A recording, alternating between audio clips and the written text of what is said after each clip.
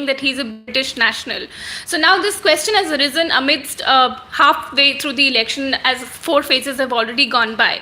So what is this notice that has been sent by the Home Ministry? Whether it's going to help or whether it's going to be a difficult time for the party. We have Neelam Pandey, who covers the Congress for us, and she'll be with us in this live to take all your questions regarding this.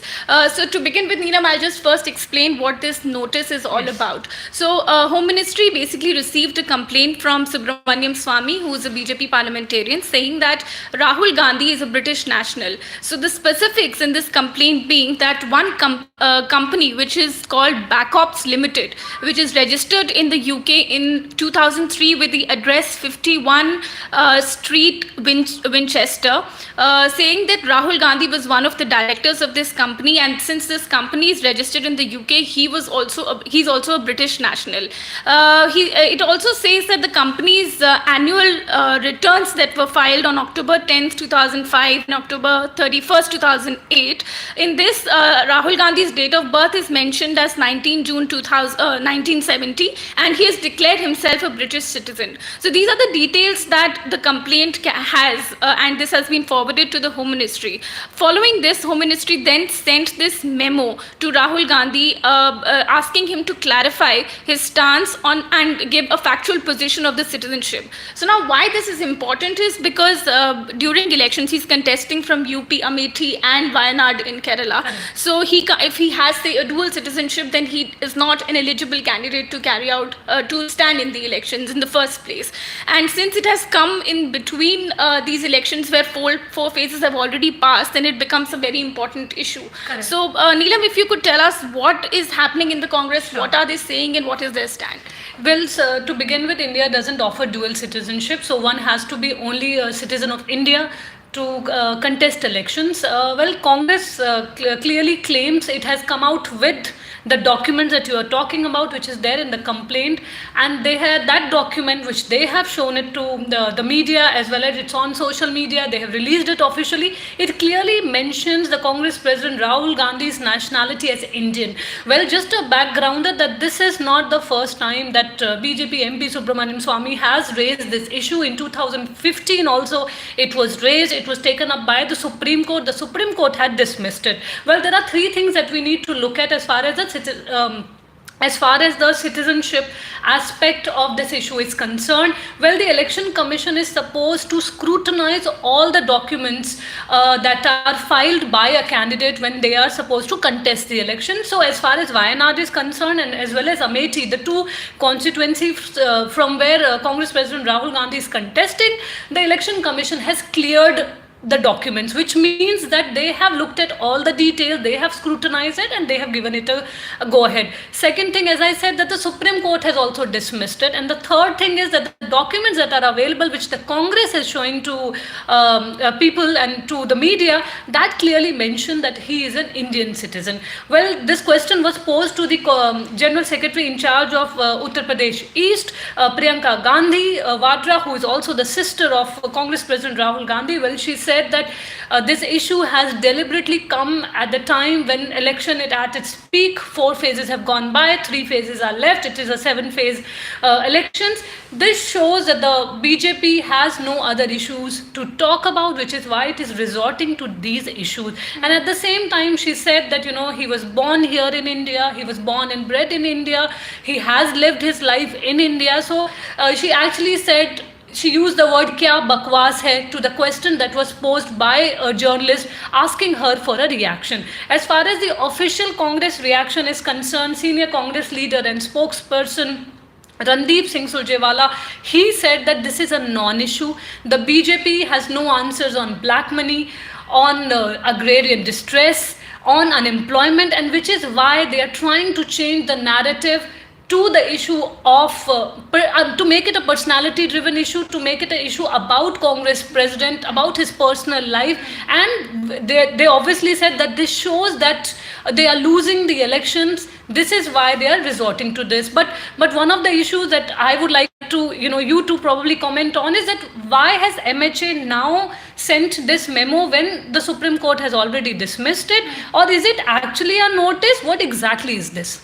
So this is one of the questions that we have also received from our viewers, that why MHA has now sent this notice, or I would say memo, because when we say notice, then it becomes a legal issue. Correct. So right now it's just a communication. I would just like to clarify that to my viewers as well, that MHA has not sent a notice, but it's just a memo, which is not a legal document. It is just sent to a person to for him to issue a clarification. So, like you said, Neelam, of course, it's a. I mean, this issue has been raised before in 2015 as well, and it's not something new. And despite that, he's a sitting MP. So, I mean, this is not something new. And but what MHA is right now saying is, we spoke to the sources, and they said that since Subramaniam Swamy had these documents, and he presented that in a form of a complaint, and that was pushed, and which is why they were asked to react on it.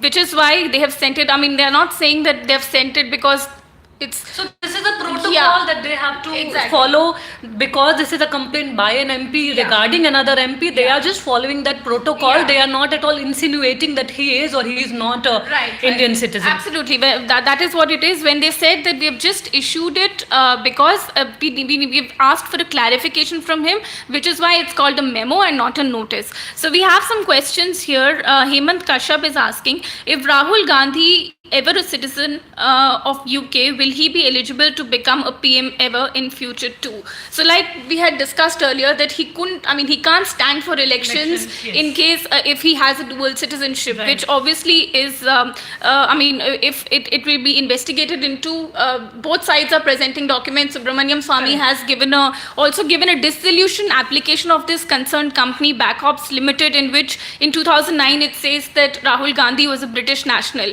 And on the other hand, Congress has also presented some documents which says that Rahul Correct. Gandhi is an Indian national. So, I mean, it's still, there's a confusion which requires an inquiry. So, in case, answering your question, Hemant, in case he's found to be holding dual citizenship, of course, his candidature is going to be Of cancelled. course, and as I said, there is no concept of dual citizenship. Either you are Indian citizen or you are a citizen of anywhere else. So India doesn't offer that. So if it is at all, we are able to find out, if government is able to show that yes, he is actually a UK citizen, then of course his candidature will be cancelled. But this is something that we are saying, if that happens, so far that the documents that have emerged and the fact that the Supreme Court itself had dismissed the plea by Subramaniam Swamy, it shows that there is so far no merit in that issue. Yeah. Another question by Shantanu Chaturvedi. Do you think that it's absolutely necessary now to ensure background checks of all candidates, and such checks may be done much prior to the elections and not become a trumpet for opposition parties? Absolutely. I mean, you'll be able to answer this better, but these checks officially are done, and Election Commission does pay a lot of attention to all these before the nominations are filed. So your comments on this? Yeah, so as I said that, there is a process that has to be followed in Election Commission.